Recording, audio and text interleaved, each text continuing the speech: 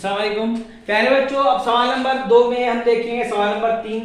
वही तरीका T1 बराबर A बराबर 7, T2 मालूम करना है तो T1 जमा D, T1 यानी 7 जमा D यानी कि 1/2, 7 दूनी 14 जमा 1 का 1, इसी बटे में कुछ भी नहीं मिले तो 1 का 1/2 बराबर 15/2 हो जाएंगे।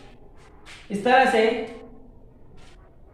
T3 बराबर T2 जमा D, T2 यानी 15/2 जमा D यानी 1/2, 15 दोनों हम नसलनुमा एक जैसे है तो 16/2 हो जाएंगे। दोनों की जमा कर लेंगे बराबर 16/2 हो जाएंगे। इसी तरह से T3 बराबर T4 बराबर T3 जमा D, T3 16/2 जमा D यानी 1/2, नसलनुमा एक जैसे है इसीलिए ऊपर की ऊपर जमा करेंगे 17/2 हो जाएंगे। तो इसी तरह से जवाब आ रहा है 15/2, 16/2, 17/2, इसी तरह से 18/2, 19/2, 20/2, इस तरह से तो हिसाबी तसाउत हो जाएगा 15/2, 16/2, 17/2, तो इस तरह से आगे बात समझ में आ गई।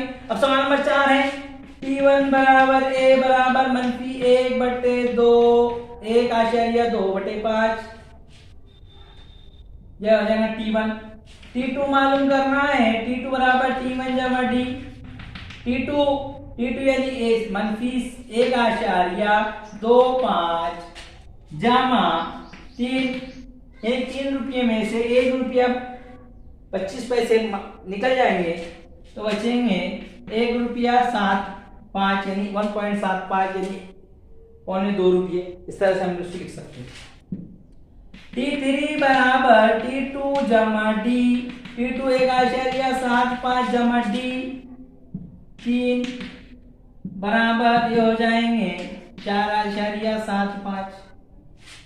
इसी तरह T4 बराबर T3 जमा D, T3 4.75 जमा D यानी के 3 बराबर हो जाएंगे 7.75।